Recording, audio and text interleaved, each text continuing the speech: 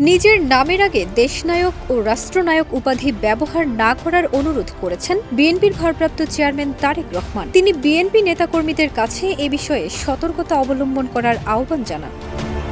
4 দশক ধরে আপনার ফাইন্যান্সিয়াল পার্টনার আইডিএলসি। 19 নভেম্বর রাজধানীতে বিএনপির আয়োজিত এক কর্মশালায় ভার্চুয়ালি যুক্ত হয়ে তিনি এ মন্তব্য করেন।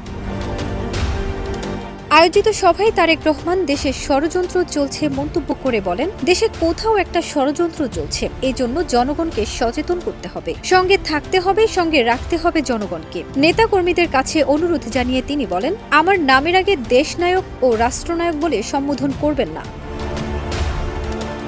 রাজনৈতিক মুক্তির জন্য জবাবদিহি নিশ্চিত করতে হবে উল্লেখ করে তিনি বলেন, স্বাধীন ভোটাধিকার ফিরিয়ে আনতে হবে। বিএনপি যে কোনো মূল্যে দেশে ভোটাধিকার ফিরিয়ে আনবে। নির্বাচনের জবাবদিহি, প্রতিনিধির জবাবদিহি নিশ্চিত করাই মূল কাজ হবে। রাজনীতি রুগ্ন হলে অর্থনীতি রুগ্ন হবে, রাজনীতি ও অর্থনীতি রুগ্ন হলে স্বাস্থ্য, শিক্ষা সব ব্যবস্থাই রুগ্ন হবে। তাই জবাবদিহি নিশ্চিত করতে হবে জনপ্রতিনিধিদের মধ্যে।